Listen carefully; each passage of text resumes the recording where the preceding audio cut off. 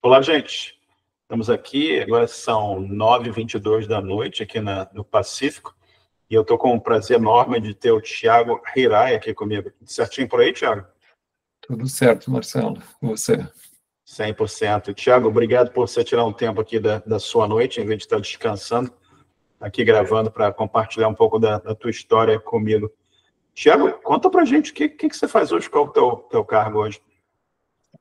Eu sou software engineer na OpenAI. Eu trabalho no ChatGPT. Não sei se você quer falar mais dos detalhes agora ou a gente deixa para... A gente vai falando conforme a gente for evoluindo, né? Mas OpenAI certamente ninguém conhece, né, Thiago? É uma empresa que está pouco na moda hoje em dia, né? Tá um pouco em evidência, sim. Só um pouquinho de nada. E tu trabalha com ChatGPT, pouca coisa também. Vamos conversar sobre isso um pouco mais à frente aqui. Mas como eu sempre falo, vamos voltar um pouco no passado aqui, vamos lá para o comecinho da vida, da carreira. Como é que computação, como é que tecnologia apareceram na tua vida? Pode contar um pouco para a gente? Estava pensando nessa... Eu vi a sua entrevista aí com o Gustavo e estava prevendo essa pergunta. Estava pensando como é que foi a minha exposição. Eu lembro, assim, de momentos, né? Nos anos 90, ali no Brasil, a gente tinha muito pouco acesso, assim, tinha poucos computadores no Perfeito. país inteiro, né? Eu lembro de ver computador num escritório, falando, mas o que é isso e tal, e não ter acesso ali, e depois, mais para frente, acho que em 94, 95, pareceu uma chance de fazer um curso bem aleatório, assim, de Visual Basic, na época. E aí, assim, as pessoas não estavam ensinando muito, né, fundamentos de programação nem nada, era ver aquela mais como uma ferramenta para construir um formulário. Eu lembro que tinha que fazer uma das tarefas era um código de validação do formulário, e eu fiquei muito orgulhoso, inclusive, do código horroroso que eu escrevi, que era um bocado de if statements, né? Mas sem fazer o if, else, if, assim, tudo nested, né? Um dentro do outro, dentro do outro, era assim, o meu formulário. Então foi esse contato meio solto ali, e eu acho que depois disso eu fiz curso técnico em eletrônica. Então, 96, 97 começa isso, e aí saiu dessa coisa bem alto nível, sem fundamento nenhum, para uma coisa bem baixo nível, também com, eu acho que fundamentos diferentes ali, né? A gente aprendeu um pouco de C, e aprendeu um pouco de assembly, né? É bem primitivo, assim, colocando as instruções ali em hexadecimal direto nos microcontroladores. E nessa mesma época eu tive sorte de ter aparecido, tinha uma conta poupança qualquer, não tinha muito dinheiro, não, estava crescendo. Então eu queria ter computador, não tinha dinheiro para ter computador, mas apareceu uma conta qualquer que tinha sobrado aí, e aí minha mãe pegou aquele dinheiro e comprou um computador. Incrível. E aí, cara, o computador, esse ano aí, 96, é bem a época que estava começando a ter internet, assim, né? Com o modem ainda, internet de escada. A gente tinha acesso via a universidade onde ela dava aula. E a hora que eu tive acesso à internet é que abriram muitas portas, assim, sabe? Eu nem sabia nada de inglês, não fazia cursinho de inglês, nada, mas você começa a ir atrás das coisas e aprendendo, assim, meio de qualquer jeito, né? Mas, assim, muito acesso. Eu lembro de ter tido acesso a Java, né, pela primeira vez.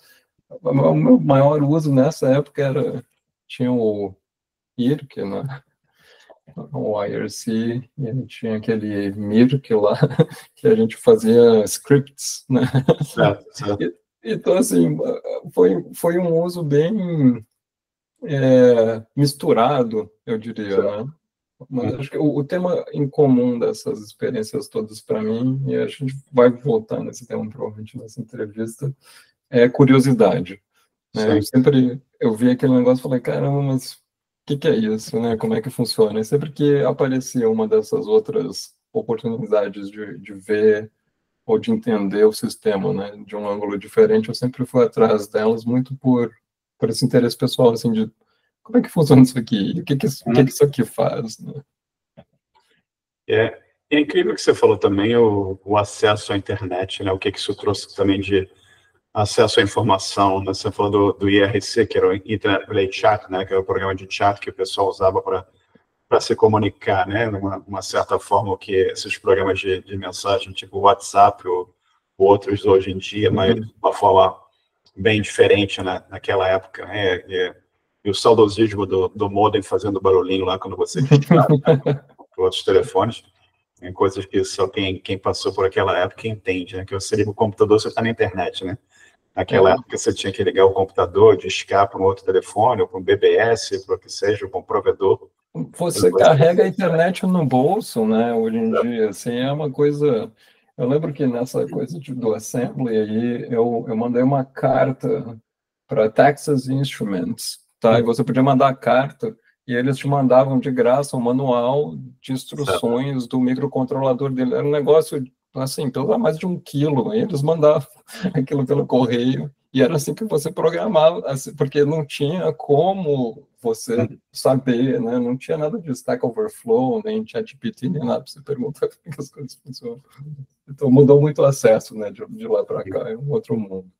Era o instruction set da CPU, né, do processador da máquina no manual. Exatamente. E é impressionante também, é interessante você mencionou que existia pouca informação nessa época ainda, né? Os livros eram caríssimos, as revistas estrangeiras eram caríssimas. E hoje você tem aí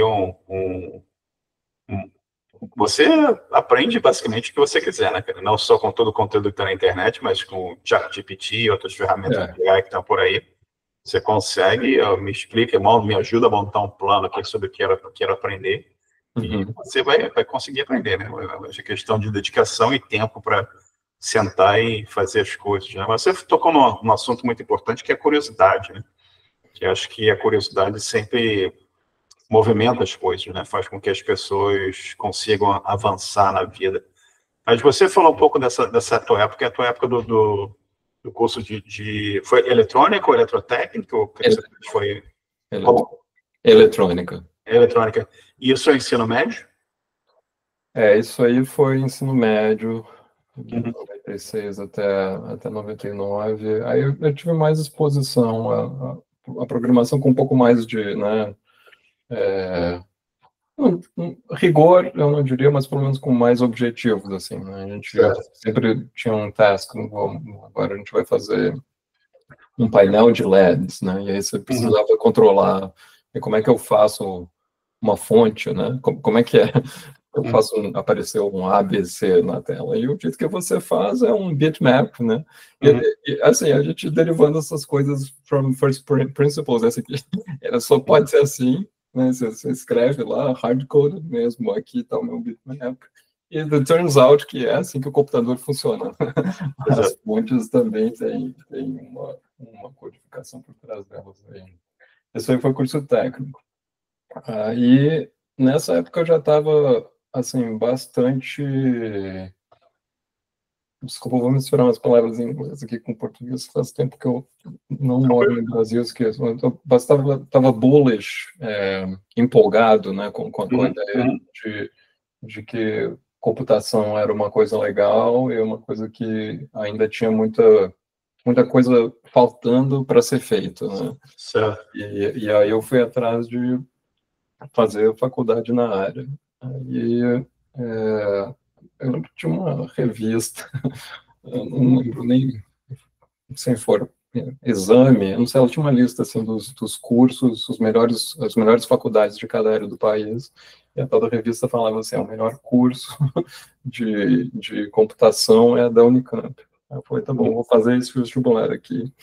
E fiz só aquele, bem amador, na verdade, né? Tomando muito risco, mas deu certo. Eu estudei bastante para o vestibular e fui para a Unicamp.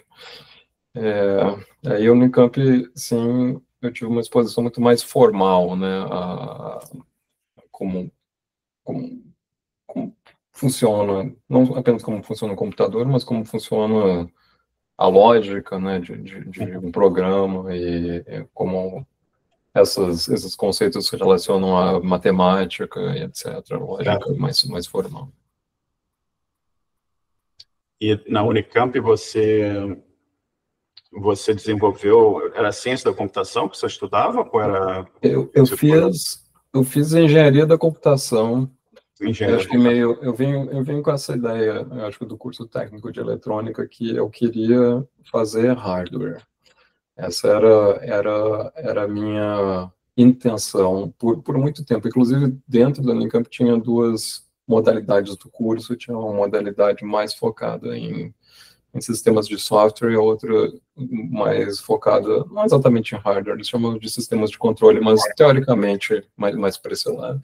E eu insisti, não, eu vou fazer aqui hardware. Mas, assim, duas coisas aconteceram aí nesse caminho. Uma é que hardware é uma coisa difícil, assim, de você desenvolver e experimentar. Você tem pouco acesso, as coisas dão errado e demoram até você poder fazer de novo, etc. Isso é um lado. E o outro lado, em que acho que a gente volta aí no tema da curiosidade um pouco, por coincidência, tá? Outros amigos meus me chamaram uma vez para participar de uma coisa de competição de programação. Tá? Tinha uma comunidade disso aí na Unicamp. E eu estava mais, não quero saber muito de software e tal, hardware, mas fui fazer for fun. E quando eu fui fazer esse negócio, eu vi que tinha todo um conjunto de problemas ali que eu não sabia resolver. Eles eram problemas difíceis e eu não tinha um instrumental correto para pensar a respeito deles, resolver eles e tal. E aquilo me deixou com a pulga atrás da orelha. Assim, o primeiro ano que eu fui, eu não qualifiquei para nada e tal, mas eu fiquei, puxa vida, eu preciso entender como é que isso aqui funciona. E eu acabei indo atrás disso meio como um hobby, fim de semana, noites e tal. Frequentemente eu estava resolvendo esses problemas para aprender e tal. E eu acabei tendo uma participação muito ativa. Nos anos seguintes, eu fui dos times da Unicamp, a gente venceu as competições ali no Sul-Americano, foi para o final mundial, etc.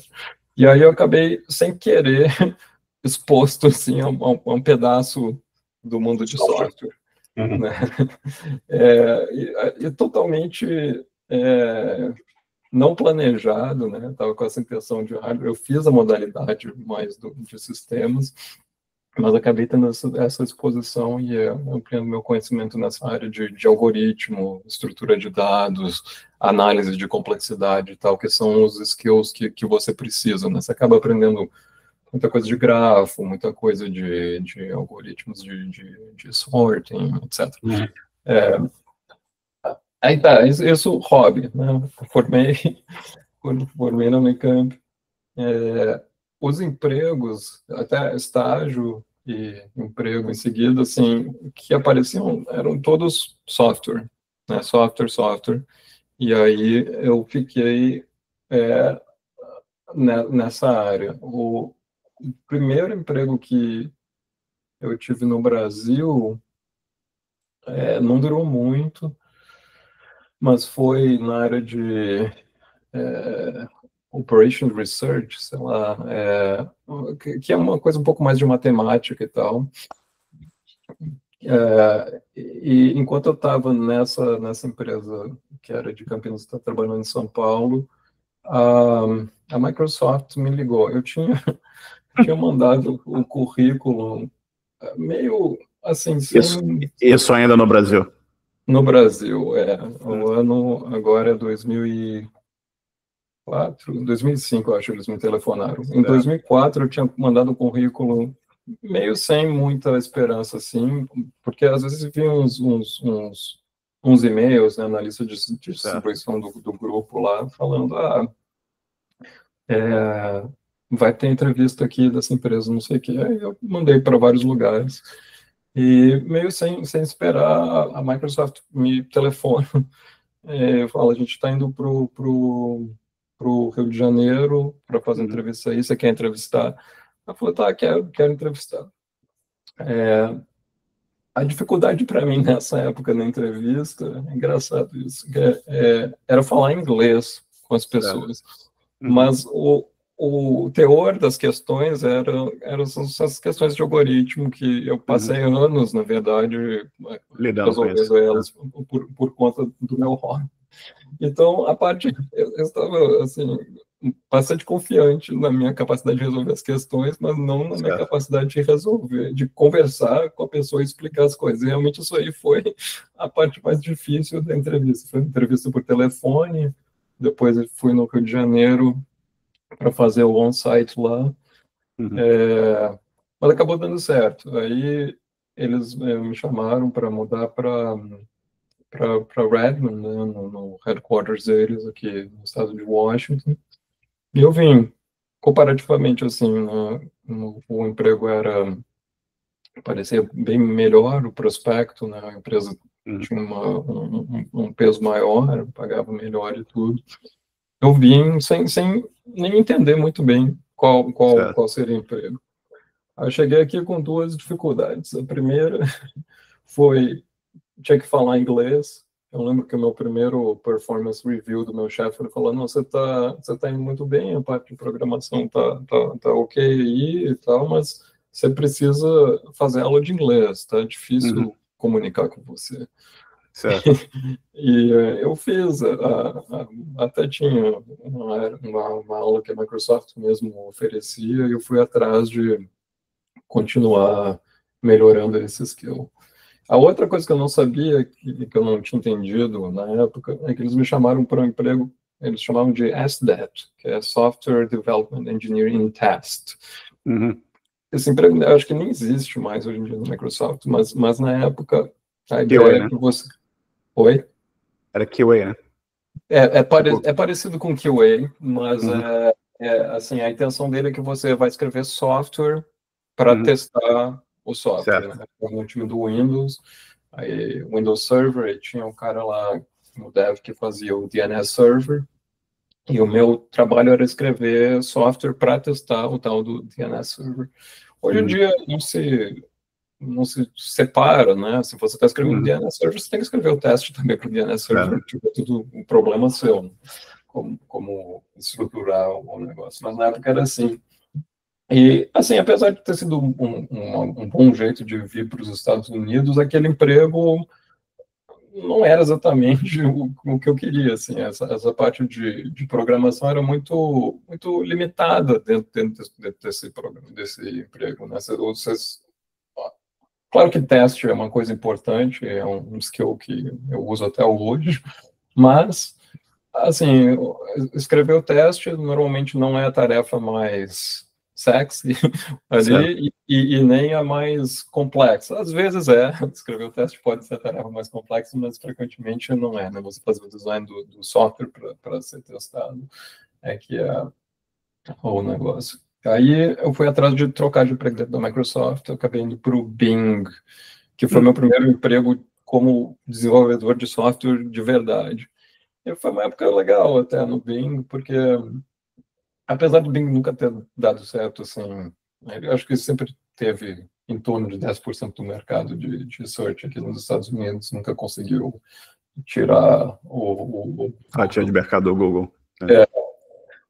Assim, o problema de search é muito legal. Não sei se você já parou com isso, mas tem muita coisa interessante em search. Assim, tem a parte de escala, tem a parte de concorrência, tem a parte de relevância e tal.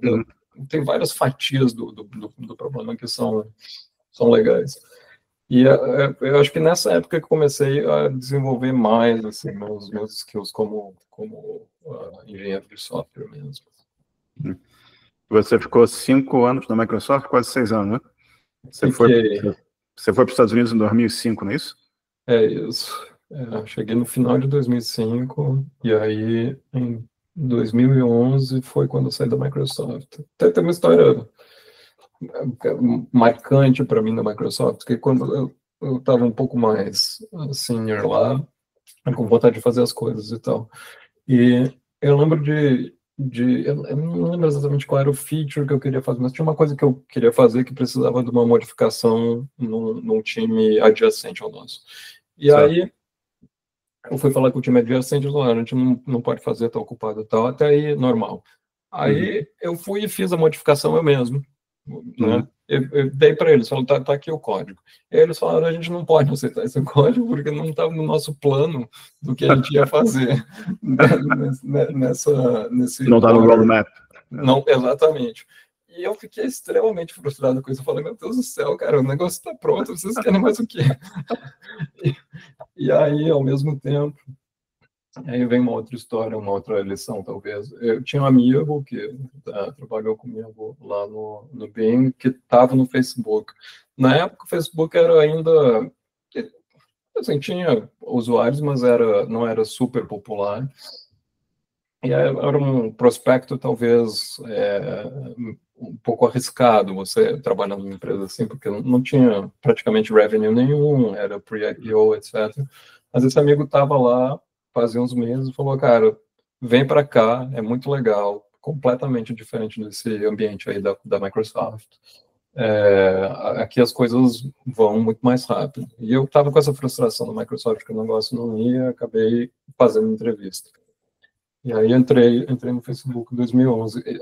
Esse provavelmente foi o momento da minha carreira que eu mais cresci, assim, esses primeiros anos do Facebook, porque realmente o delta de velocidade entre essas duas empresas é extremo, assim. A Microsoft, ela tinha release cycles, né? Acho que tradicionalmente a empresa que vem, né, de sistemas operacionais ali, Windows e tal, o Windows demorava anos e anos, né, para você shippar alguma coisa. Frequentemente, e isso foi o meu caso, assim, você escreve um software e você nunca nem vê o software sendo executado em produção, assim, você trocou de trabalho antes de conseguir ter um feedback do negócio ser bom ou não. Então, muito devagar lá, e o Facebook, nessa época, aquela pressa, né, cara, a gente está tentando conectar o mundo inteiro aqui e as coisas têm que vir rápido, vamos rápido. Se não E, passou o momento e acabou, né? e também, eu acho que eu acho que uma parte da teoria aí, eu não sei até que ponto é teoria, mas da prática, pelo menos, da época, que você tem que tentar as coisas. Você precisa tentar, você coloca na frente dos usuários para ver como é que eles reagem, porque Sim. é muita arrogância e você frequentemente está errado de tentar prever, baseado só no que tem na sua cabeça, como é que as pessoas vão se comportar diante de uma mudança de software. Então, era muito assim, vamos fazer isso, vamos ver o que acontece, e aí ver o que acontece, baseado, né, nesse outcome, você vai e toma uma decisão diferente. Às vezes você volta atrás, algumas mudanças que você fez, e algumas outras você mantém. Na época, nem A/B test se fazia muito, assim, sabe? A gente vamos lá, bota em prod aqui e ver se os números estão aumentando ou não. Não sei, eu estou falando bastante, assim, se você quiser... Tá perfeito, tá perfeito. Modelar eu acho que é sempre muito interessante você ver por onde você passou, né, a tua perspectiva também nas coisas que você fez, porque você está compartilhando com a nossa audiência um pouco de que empresas enormes, né, com as suas complexidades, as suas especificidades, né, que em geral as pessoas não têm acesso a esse tipo de conhecimento, né? E é bacana você mostrar como é que é a complexidade da coisa, como é que é o dia a dia, e também a organização, a execução da empresa, né? O Facebook com um produto enorme, uma rede social crescendo absurdamente, investimentos mil. Eu imagino só como é que deveria ser a velocidade do lançamento de nova funcionalidade o tempo todo, né? Novas coisas sendo feitas o tempo todo. E continua sendo assim, né? Você continua tendo produtos mil sendo lançados o tempo todo. testando o mercado, ver o que cola, o que não cola, né? O que funciona, o que não funciona, e o que justifica o investimento adicional ali para levar aquela funcionalidade mais à frente, né? E eu estava vendo aqui que você... Oi, diga. Não, só essa sua fala me lembrou de umas histórias aqui. Eu lembro de chegar no Facebook e ficar muito chocado que existia um programa chamado Bootcamp, né? Que o Bootcamp, todo mundo ia lá pro headquarters em Palo Alto e ficava 6 semanas lá para aprender o Codebase. Eles te davam literalmente tasks aleatórios, assim, para você, né, saber como é ser um engenheiro na empresa. E um dos requerimentos do Bootcamp, todo mundo tinha um pouco de medo disso, assim, na primeira semana você vai chupar uma mudança para produção. O seu release era na terça-feira, então você chegava lá na segunda, na terça-feira o negócio estava indo para a prova. E esse ritmo era extremamente mais rápido do que eu estava acostumado. Na Microsoft, eu entrei lá e falei, meu Deus do céu, não vou conseguir, o povo aqui vai me demitir, não sei o quê. Mas fui conseguir fazer minha primeira mudança. Aí, fast forward para hoje em dia, né? A OpenAI, tá? Você entra e a cultura aqui é que você tem que chipar uma coisa no seu primeiro dia de trabalho. Então, assim, o Thiago daquela época, acho que não teria condição de trabalhar na OpenAI, de hoje, assim, né? É uma trajetória um pouco de tecnologia, mas um pouco da pessoa também, né? de ter confiança nas coisas. A tua câmera desfocou um pouco aí completamente. Deixa eu tentar ajeitar aqui. Voltou. Mas cara, voltando um pouco lá no Facebook, eu vi que você trabalhou aqui você desenhou e produziu acho que era aplicação de voice calling, né? De fazer ligação, de chamada, né?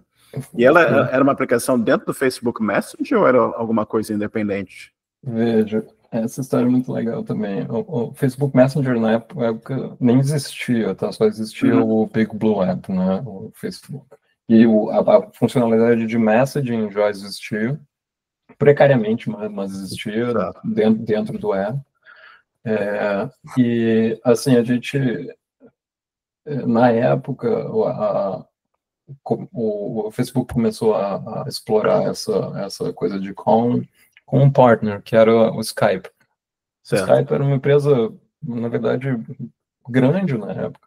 Eles tinham 1.000 engenheiros, que era um número que assustava, assim, né? E a primeira integração, na verdade, de calling foi um conhecido meu, amigo meu, ainda é meu mentor, ele fez na web, você podia fazer video calling web para web, mas a gente estava atrás de uma solução para fazer em mobile, porque foi bem essa época que começou a ter o iPhone e as pessoas, né, estavam usando mais, a gente estava vendo internamente esses gráficos assim de, cara, o uso em mobile daqui a pouco vai eclipsar o uso totalmente em desktop. Então, esse foi meu assignment, e eu fiz a integração usando o SDK do Skype, e a gente mostrou para eles. E aí eles deram para trás nesse projeto. Eles falaram, não queremos mais. Nunca nos explicaram por que e tal. Falaram só que não iam fazer. E tinha um contrato e tudo, mas a gente achou que uma batalha legal e não ia dar certo, porque a minha empresa não estava querendo colaborar. Claro. Assim, a minha teoria é que eles ficaram um pouco assustados, porque você vê, né, esse negócio está funcionando do Facebook, a distribuição desse negócio vai ser muito grande.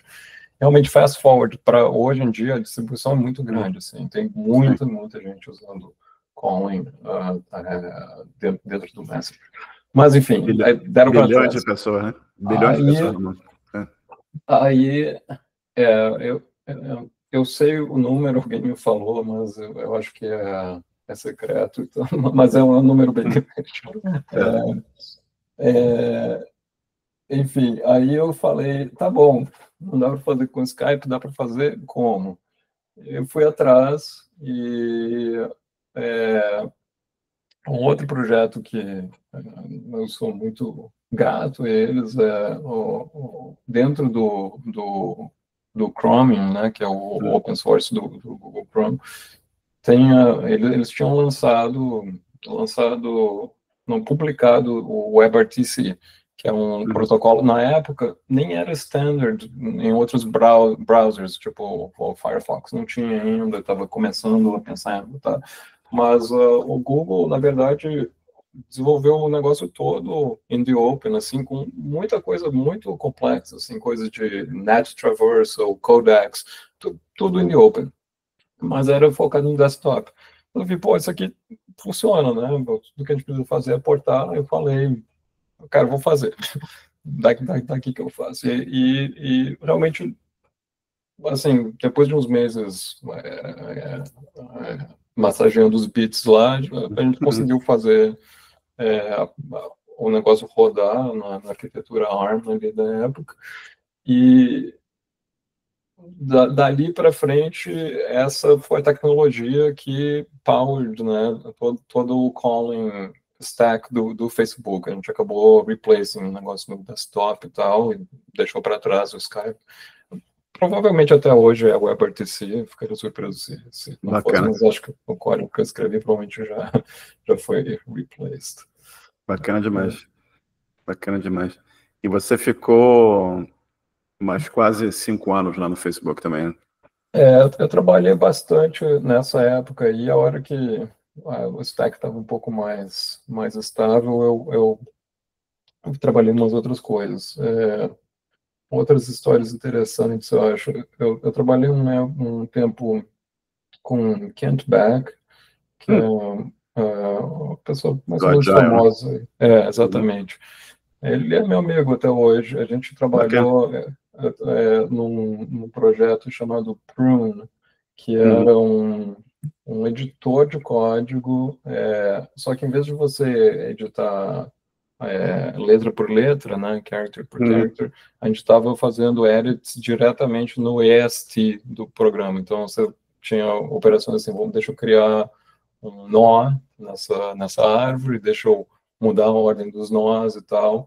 Então, o programa, dentro desse ambiente, ele sempre estava sintaticamente correto. É impossível você ter um programa sintaticamente incorreto, porque as regras de mudança da árvore sempre seguiam as regras da linguagem. A gente acabou, assim, esse projeto não valia muito a pena comercialmente pro Facebook e acabou deixando de lado, mas é uma coisa que volta e meia eu e ele, a gente conversa, pô, seria interessante retomar e tal, será que tem uma oportunidade agora com a LaLens, etc. Você me lembrou de uma coisa que você estava falando antes da gente começar a ligação, né, que, pô, tem gente que está só com celular, né, você só tem um celular e você quer programar, aprender a programar. Como é que você faz? E cara, assim, digitar um programa, né, letra por letra no celular é uma coisa quase impossível, é muito difícil, né? Você precisa de um monte de shortcuts e tal, né? Não tem nenhum tab para apertar ali, como é que faz? Mas, assim, se você trocar o paradigma de como se constrói o programa, eu tenho confiança que vai ser possível. Então, talvez algum dia eu tenha a sorte de trabalhar nisso de novo, de possibilitar que as pessoas possam programar diretamente do celular, talvez conversando com o celular, etc. Tá aí o ChatGPT, né? Né? Enfim, vamos ver se essa quest avança agora. Estamos contando com você, viu? Sem pressão. Mas seria bacana, né? Se você pensar aqui e olhar os filmes de ficção científica, você pensar na Star Trek, né? O diálogo, a interface lá de voz para comandar Capitão Picard lá falando para a espaçonave, para a Enterprise fazer o que o computador da Enterprise fazer o que precisa ser feito, né? E é coisa que assim, sem revelar muitos segredos, mas assim o meu projeto atual está tangencialmente relacionado a essa missão. Bacana demais. E, cara, voltando aqui um pouquinho no Facebook, voltando um pouquinho para a Microsoft, Você falou pra gente que você foi basicamente com o inglês básico para os Estados Unidos ainda, né? Foi. E como é que foi a tua evolução do inglês? Você fez curso e você foi indo em frente até o momento que você viu que estava melhorando e foi melhorando cada vez mais. Você já está aí quase 20 anos também, né? Tô.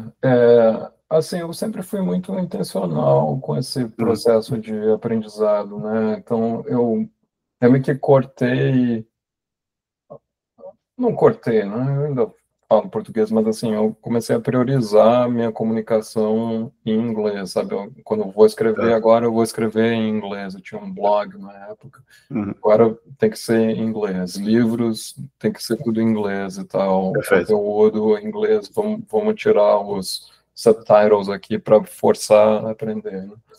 E é interessante que, assim, quando você vai crescendo na carreira, dentro dessas empresas, um tema que é muito comum e que as pessoas ficam bloqueadas, às vezes, de continuar crescendo é a comunicação, né?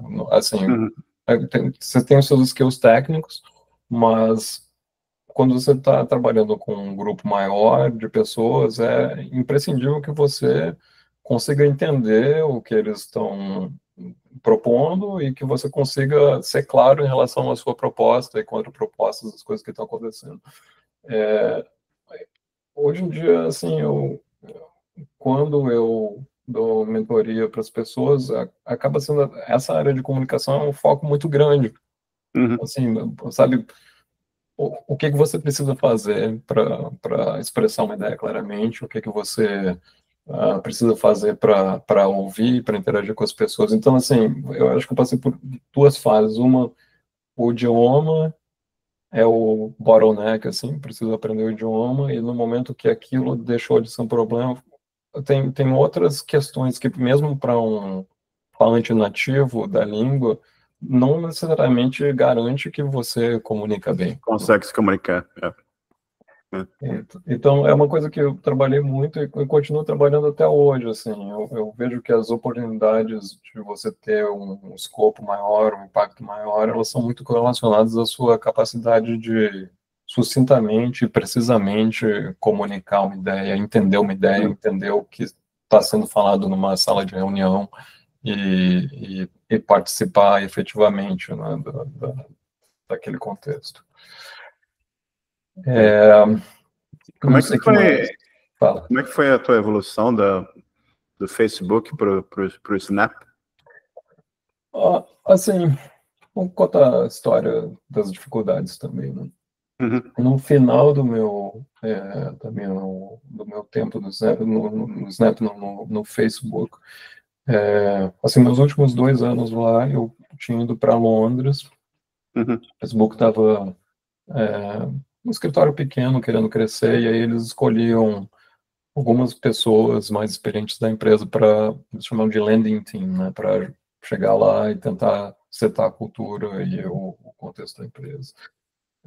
Eu fui muito legal, assim, viver em Londres e tudo, mas o projeto em que eu acabei mais envolvido, ele teve muito problema de management, assim, uma dificuldade, o time zone, né, completamente diferente do time zone do pessoal que tinha poder para tomar decisões nesse projeto. Muitos managers, muitos PMs, tinha toda uma politicagem ali dentro da empresa de, sabe, quem é que decide, quem é que está certo, quem é que é amigo do Zuck e tal.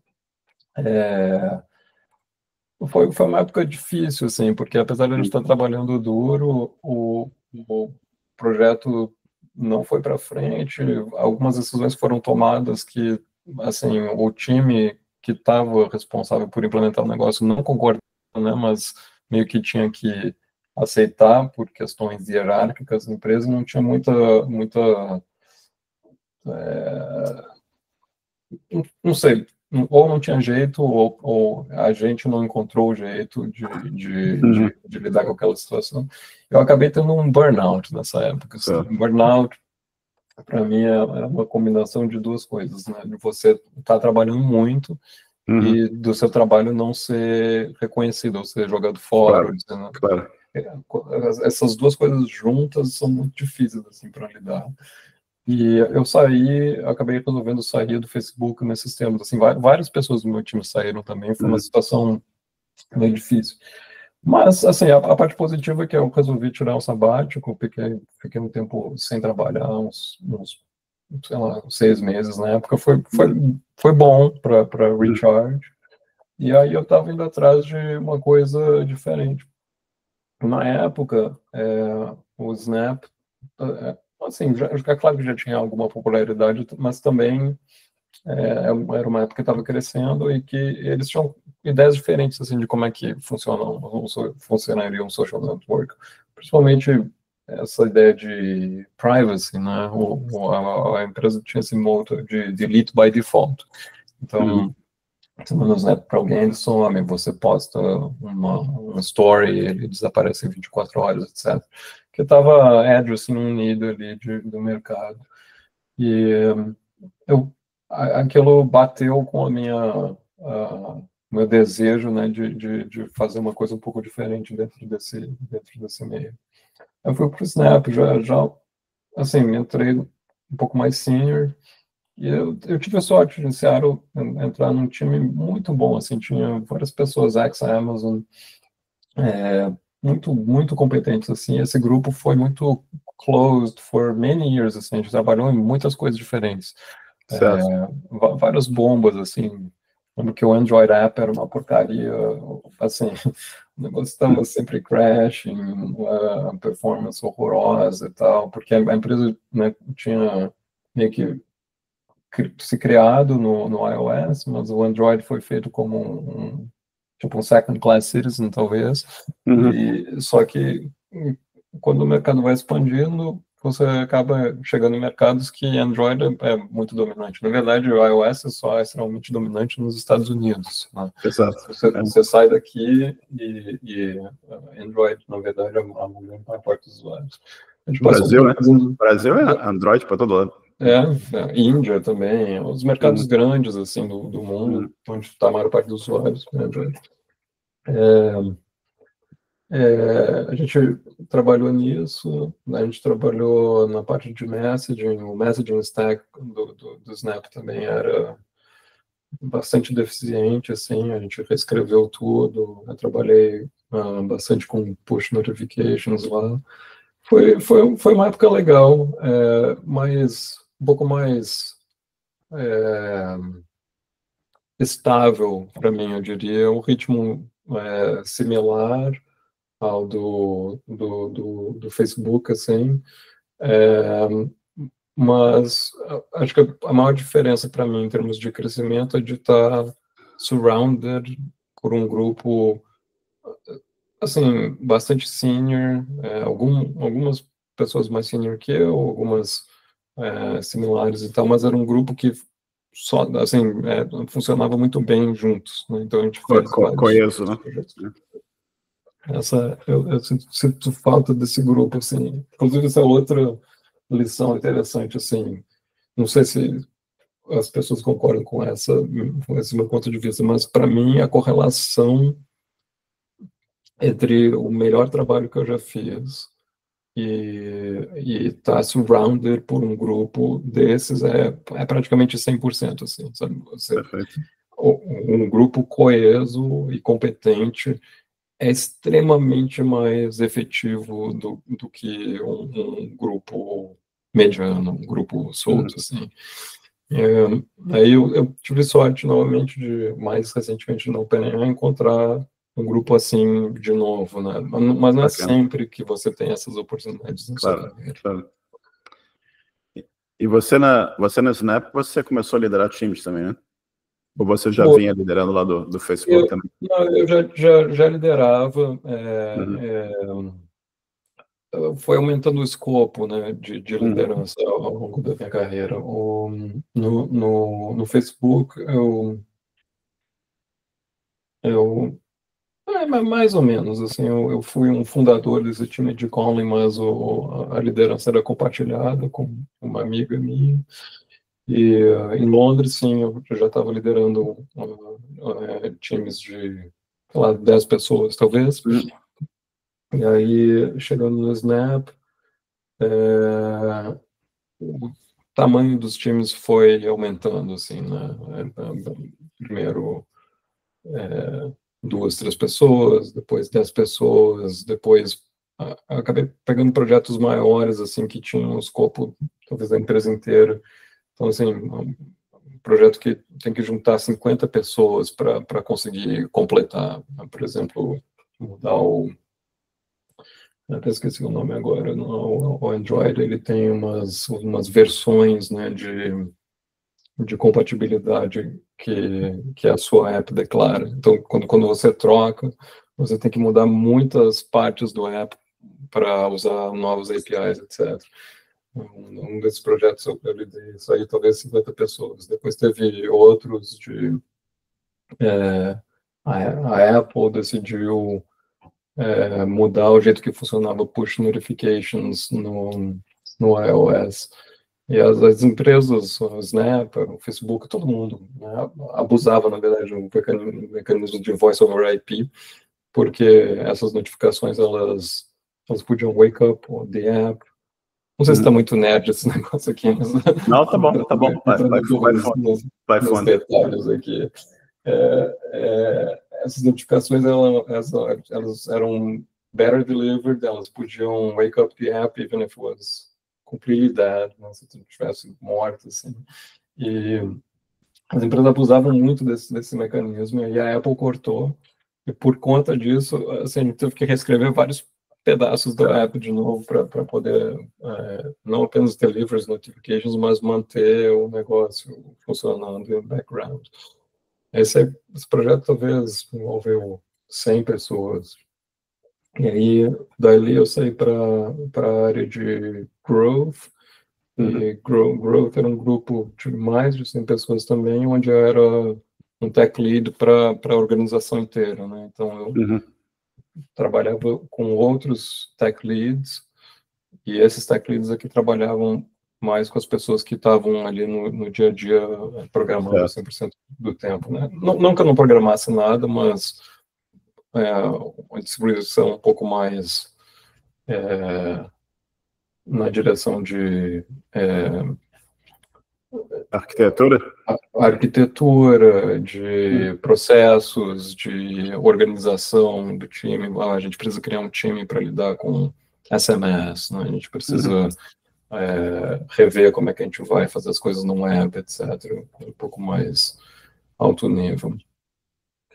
Thiago, o que você pensa quando você olha assim para o Snap, ou você olha para Facebook e você pensa assim, pô, tem um monte de código, um monte de features que eu criei aqui que as pessoas usam ainda hoje em dia.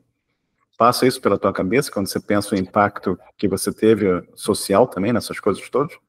Cara, passa e, assim, tem coisas boas e ruins, né? Eu lembro uma história muito legal do Facebook dessa de calling. A gente tinha release, acho que 2 dias antes. A primeira versão do que você podia ligar para alguém. E eu passei por um indivíduo na rua, caminhando no centro de Seattle e tal, e ele estava falando com a mãe dele, no Viva Voz, no Facebook, dava para ver que era o Facebook. Sensacional. E o assunto era que, cara, a gente está falando de graça aqui, que legal, né? E, assim, essa parte de messaging, eu olho para trás e penso, pô, legal, isso aqui é uma coisa que eu acho que ajudou as pessoas realmente a estarem mais conectadas e conviverem melhores. Outras partes dessas apps, assim, eu tenho um pouco de arrependimento, talvez, porque você olha assim o que aconteceu com news feeds, né, e essas bolhas de informação que a gente tem hoje em dia. E apesar da intenção na época ser nobre, eu acho que não deu muito certo assim para a sociedade, sabe? A gente está num mundo muito polarizado. Total. E claro, tem outras forças aí participando dessa polarização, mas eu acho que net talvez negativo, assim, sabe? Uma coisa é você aqui, a gente tá no vídeo, tá conversando, isso aqui é uma oportunidade legal, a gente provavelmente não faria se tivesse que se encontrar em pessoa, né? Exatamente. Ou seria mais difícil de fazer, mas outra coisa é, sabe, o povo pegar mentiras, né? Para divulgar, né? E gerar polarização, que não ajuda também, né? Mas, enfim. Mas eu acredito que o aspecto positivo das coisas ainda é maior que o aspecto negativo, né? Que eu acho que a quantidade de pessoas conectadas, a quantidade de trazer as pessoas mais junto, né? E você poder conversar com pessoas que estão distantes. Você está em Seattle, eu estou aqui em Vancouver, a gente está aqui conversando por vídeo. Essas coisas são fantásticas, né? Se a gente voltar lá para a época do que você estava falando lá, sua mãe usou o dinheiro da poupança para comprar o computador, você tinha um modem e você discava para alguém, aquilo ali foi o comecinho disso tudo que a gente está vivendo hoje, né? Era completamente impensável naquela época com o que a gente tinha de tecnologia, viabilizar o tipo de comunicação que a gente está tendo aqui agora via vídeo e voz, né? Isso foi evoluindo até os dias de hoje. E vamos ver também o que evolui mais, né? E por falar em mais evolução ainda, como é que foi a tua passagem do Snap para o OpenAI?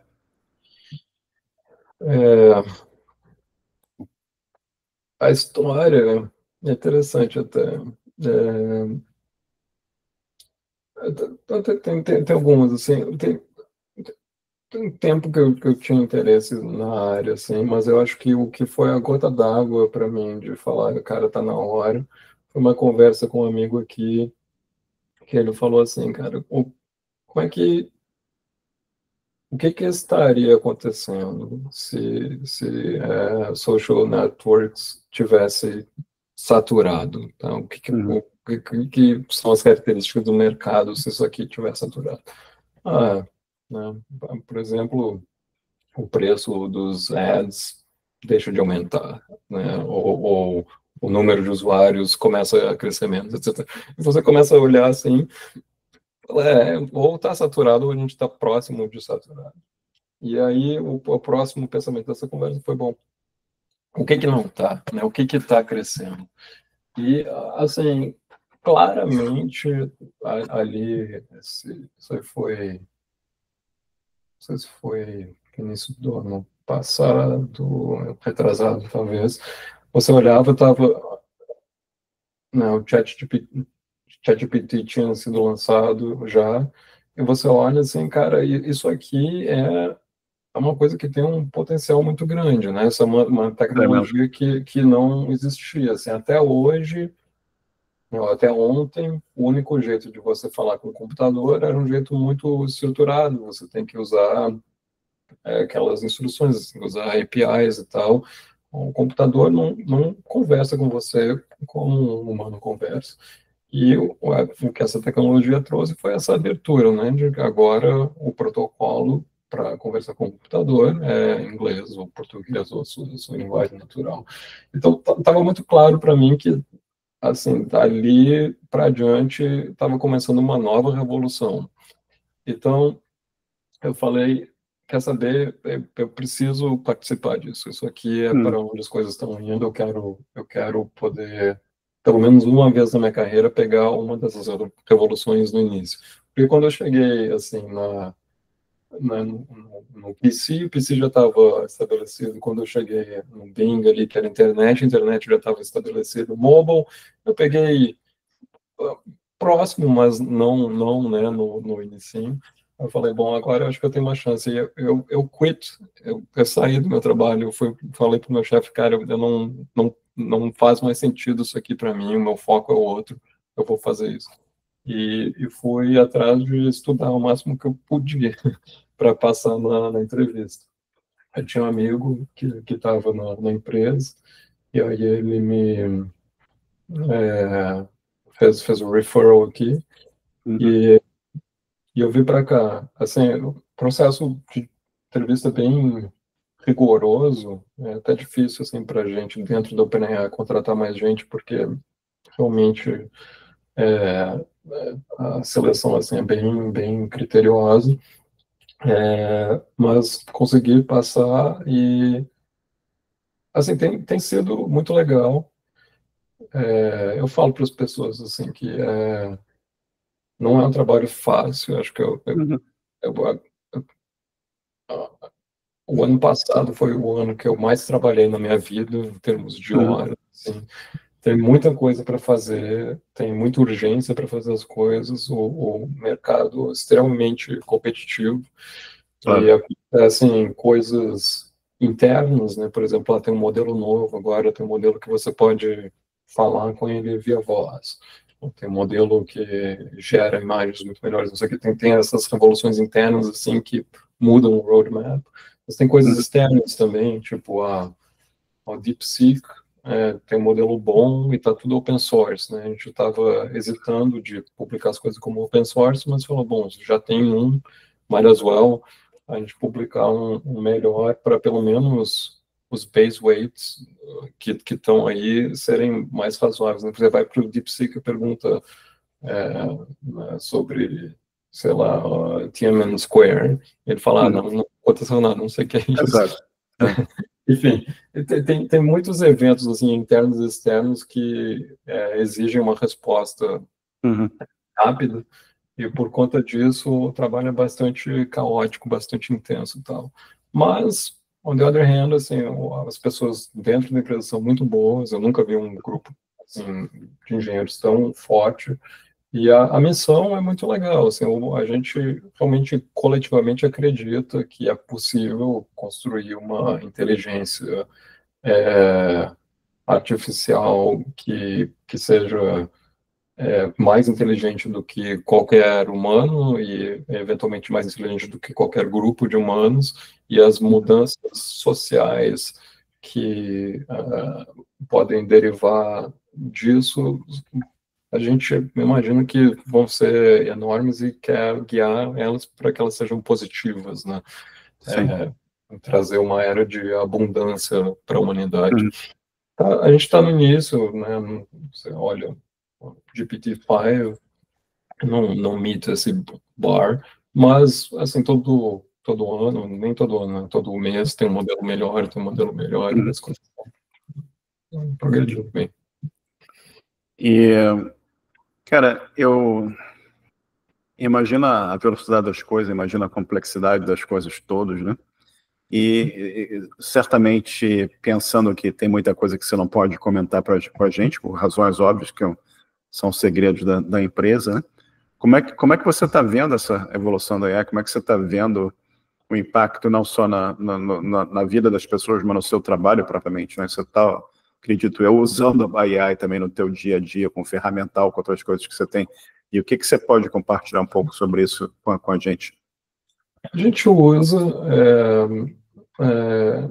é claro que tem uma ferramenta lá que outra que não é aberta ao público, mas muita coisa tá aberta, né? O Codex, por exemplo, que a gente oferece como parte do ChatGPT, é uma coisa que eu uso. A última coisa que eu fiz no trabalho, para você ter uma ideia hoje, na minha última meia hora de trabalho,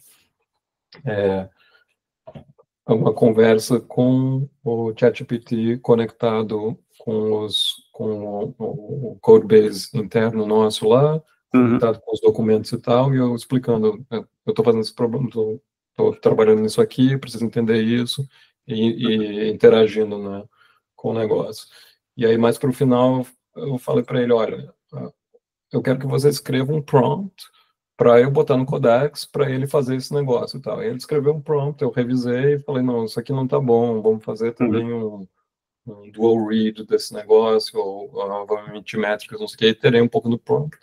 E aí, copy and paste o negócio dali pro Codex, e o Codex, paste, e apertei lá um botão, faça aqui 3 tentativas diferentes desse negócio em paralelo, e vim para casa. Amanhã, quando eu chegar no trabalho, vai estar um código lá. Eu vou olhar os 3 que ele fez e, assim, normalmente um desses é good enough. Às vezes o negócio não é 100%, né?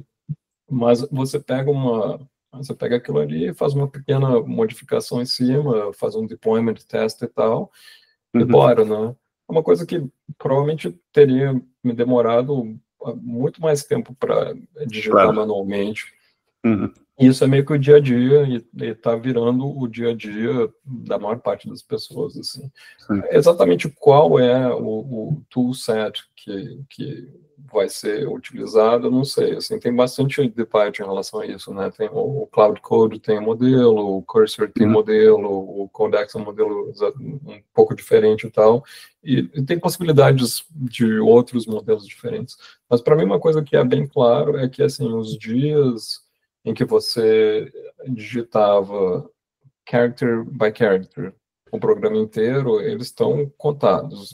Esse modo de programação, ele está ficando obsoleto e eu acho que vai ser dedicado para coisas muito específicas, assim, sabe? Certos tipos de tarefas que não dá certo, ou talvez porque você gosta, é o seu hobby, fazer artesanalmente o código, né? Certo, claro.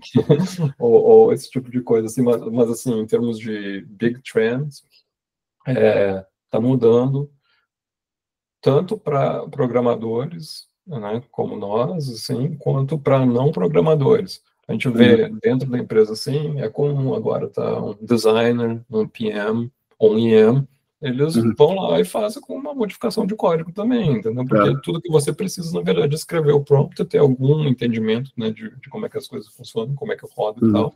Então, está abrindo muito o leque de quem são as pessoas que podem programar e está mudando os parâmetros de como é que se programa. Eu não sei te dizer, se me perguntar assim, não, daqui a um ano, tá? Como é que as pessoas vão estar usando o negócio? Não sei, sabe? Pode ser vários modelos diferentes. Mas, assim, qual é o trend? O trend eu consigo lhe dizer certamente, assim, o trend é que aquele negócio de digitar uma coisa de cada vez menos, a gente vai ver muito pouco disso no futuro. Você vai virar cada vez mais um criador de soluções, né? Não necessariamente a pessoa digitando código, você vai ter a inteligência artificial criando código para você e você integrando aquelas soluções que você está montando. Né? Faz sentido? Eu acho que sim, e você pode imaginar mais layers, né, em cima disso, assim, é possível que você consiga dar uma especificação bem vaga, né, do negócio e você poder iterar mesmo, sabe, o computador monta o programa todo, tá ali na sua frente, você olha o programa e fala, não era isso que eu queria, tá tudo errado. Ou tá certo, mas eu também quero uma tabela aqui, e o computador vai e faz, sabe, uma tarefa que demoraria horas, ou dias, ou semanas, a tendência dela, eu acho, virar cada vez mais instantânea, assim. Então, a gente vai mudar muito o ciclo de feedback, né? Eu acho que a gente vai ter muito mais programas, ter muito mais coisas, muito mais ideias na cabeça das pessoas aí que vão passar a existir. Eu não sei exatamente como é que a gente vai lidar com o problema de distribuição dessas coisas, né? Porque tem mais programas e aí qual programa você usa, quando e tal. Mas acho que essa abundância é uma coisa boa, porque o software foi um bottleneck para várias indústrias, para vários pedaços da sociedade por um bom tempo, assim. E eu acho que vai deixar de ser o bottleneck. O bottleneck vão virar outras coisas. Perfeito. Assim. Perfeito. Ô, Thiago, quando você olha para trás lá e você pensa na senhora sua mãe pegando o dinheirinho lá da poupança para comprar o seu primeiro computador lá e botar aquele computador lá para vocês usarem, e você pensa daquele momento e você reflete sobre o dia de hoje, por onde você já passou, onde você chegou, onde é que você está, e essa conversa que a gente está aqui sobre onde a coisa está indo, o que passa pela tua cabeça quando tu lembra desse momento, dessa compra desse computador até os dias de hoje? O que vem na tua mente? Olha, cara, assim, gratidão, né? Eu acho que é uma certa, assim, uma apreciação de ter tido sorte, porque não é só isso, são várias coisas, assim, sabe? Tem um professor que, né, ensinou o ponteiro, tem a pessoa que me levou lá para fazer o primeiro a maratona de programação, sei lá o que. Tem várias pessoas ao longo desse caminho que vão te ajudando, assim. É claro que você tem que estar, eu acho que, é, é, willing, né? Como é que fala? Disposto a usar uma oportunidade quando ela está na sua frente, mas, obviamente, nem todo mundo tem as mesmas Claro. oportunidades, assim. E você, o sucesso que se tem, frequentemente, é uma consequência de você ter tido oportunidades na sua frente. Então, eu sinto assim, eu sinto que eu tive sorte, né? Que eu sinto gratidão pelas pessoas que passaram aí, incluindo esse primeiro computador, mas incluindo também vários outros níveis de suporte que eu recebi de família, amigos, mentores, outros programadores, open source. Cara, tudo aqui, né? A gente está falando de WebRTC, a gente está usando aqui WebRTC. Alguém foi lá e programou aqui no negócio, assim, sabe? É um esforço muito grande da Sim. humanidade, né? De chegar e produzir essas coisas todas que a gente tem acesso hoje. E olhando para trás, você teria feito algo diferente na tua trajetória? Eu não sei.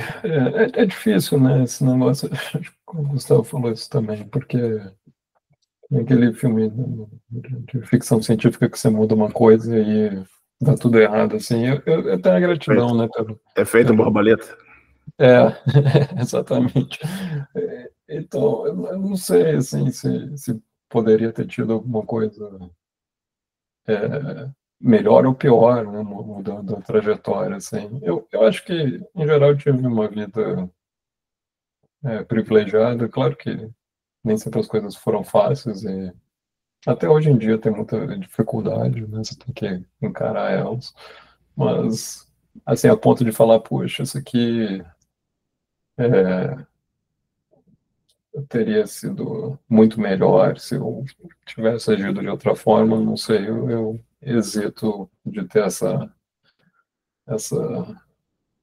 de fazer esse julgamento. É parecido com a ideia, né, de o cara colocar aqui o software na frente das pessoas para saber, você não tem como você fazer um A/B teste da sua própria vida, né? Você tem que... Mas é sempre interessante fazer essa reflexão também, né? É. O que eu noto nos convidados é que raramente alguém fala que quer fazer, gostaria de ter feito alguma mudança.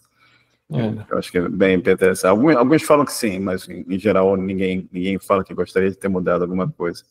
E pensando um pouco no pessoal que está começando, o pessoal que ainda está tentando se achar, e o pessoal que está passando por esse momento também de dúvida, tá a inteligência artificial, tá indo, o que isso representa em termos de impacto na área e tudo mais.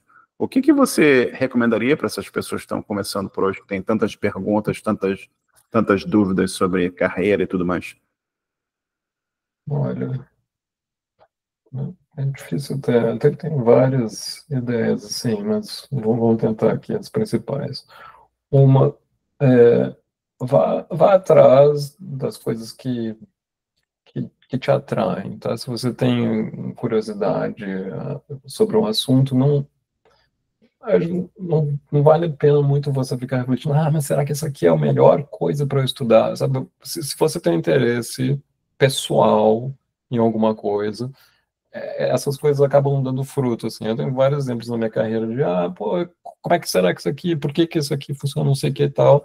E aquilo ali não necessariamente era com um objetivo, no futuro isso aqui vai ser, eu vou poder trabalhar no OpenAI. Você não sabe do futuro, mas como você está meio que alinhado em termos do seu interesse e o negócio que você está fazendo, você acaba colocando, eu acho que mais esforço naquilo. Essa é uma ideia. A outra que eu aprendi um pouco mais tarde na minha carreira, mas eu acho muito valiosa, é assim, não tenha medo, tente fazer as coisas, sabe? Tá cada vez mais fácil fazer as coisas. Se você acha muita informação na internet, você pode ir agora no ChatGPT e perguntar para ele como é que eu faço qualquer coisa, na verdade, e provavelmente a resposta vai ser de alta qualidade, principalmente na área de software, assim. Assim, não tem muita coisa ali impedindo, sabe, de ir assim, da concepção de uma ideia para a execução dessa ideia. Então vai fácil, assim, não fique, eu acho que parado, tentando analisar e pensar muito. Eu acho que a experiência de você ter a mão na massa ali e ver o negócio funcionando, para mim, pelo menos, é o jeito que eu aprendo. E eu acho que é muito mais efetivo do que você ficar, sabe, nessa ideia de análise longa e, pô, será que a melhor linguagem é Python ou TypeScript?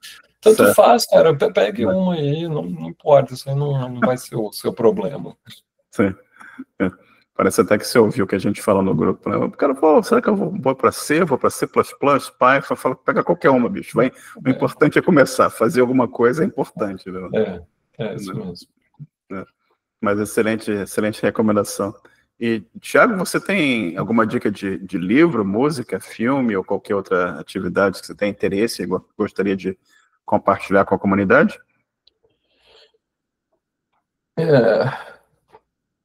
Técnico, não técnico, tanto faz. Qualquer coisa. Não, pode ser o que você quiser e gostar. Não sei, vamos umas aleatórias aqui. Eu li recentemente um livro que me chamou muita atenção, chama James. Eu esqueci o nome do autor, mas acho que se você procurar no Amazon James, vai ter só esse livro. A ideia dele é a história do Huckleberry Finn, que é um personagem do Mark Twain, mas vista do ponto de vista de um dos personagens do livro, que era um escravo. Então, o protagonista do James é esse James, que era um escravo e tal. E ele tem umas ideias fenomenais, assim. Esse livro é muito clever. Eu li agora há pouco. Filme. Não sei, um filme que eu gosto e que está em voga agora de novo, vale a pena reassistir nessa época de inteligência artificial, é o Her. Assim, não que essa seja a nossa visão, né, do futuro, para que lado vai a inteligência artificial. Espero que as coisas sejam um pouco mais saudáveis, mas tem várias ideias ali que eram ficção científica muito pouco tempo atrás e não é, assim, tem gente que está tendo um pouco de relação, né, com o ChatGPT já hoje em dia. Ele consegue ver o mundo, consegue falar com você e tal. Eu acho legal. Música, não sei. Bossa nova é sempre bom, né? Não sei. Sim. Muita coisa boa, né? Bossa nova e tudo mais. E, Thiago, tem alguma pergunta que eu não fiz aqui nesse nosso papo que você gostaria que eu tivesse feito? Acho que foi bem legal a entrevista. Não estou sentindo falta. Não estou sentindo falta de nada, não. Acho que não. E, Thiago, a gente está conversando aqui mais de uma hora. E você quer compartilhar alguma coisa sobre rede social, alguma coisa que o pessoal possa entrar em contato? Ou você falou blog, eu não sei se você quer compartilhar aqui, ou qualquer coisa que você quer compartilhar. Assim, quem quiser entrar em contato, eu estou aí nas redes sociais. Acho que LinkedIn talvez seja o jeito mais fácil de me achar hoje em dia. Eu não uso muito as redes sociais hoje em dia por falta de tempo, principalmente. Eu tenho a intenção de publicar no blog. Eu citei o domínio thiagohirai.com, mas tem pouquíssima coisa lá, assim. É um projeto mais para o futuro. Com esse emprego, não tenho sobrado muito tempo para escrever, não. Mas eu acho que um dia, quando eu tirar meu próximo sabático ou coisa assim, talvez apareça mais coisa por lá. Eu gosto dessa ideia sua também, Marcelo, de contribuir, né, com a comunidade, né, explicar um pouco como é que funcionam as coisas. E, Thiago, por falar nisso, são 10h36 da noite aqui pra gente. Eu queria novamente aqui te agradecer por esse tempo que a gente passou junto aqui. Muito obrigado por compartilhar o teu conhecimento, tua história. eu tenho certeza que vai inspirar muitos aqui a trilhar caminhos semelhantes. Fica mais 2 minutos comigo aqui que eu vou parar de gravar, a gente conversa mais 2 minutos aqui. Obrigadão, Thiago. Ok, beleza. Grande abraço. Nada, um abraço. Deixa eu parar aqui de gravar.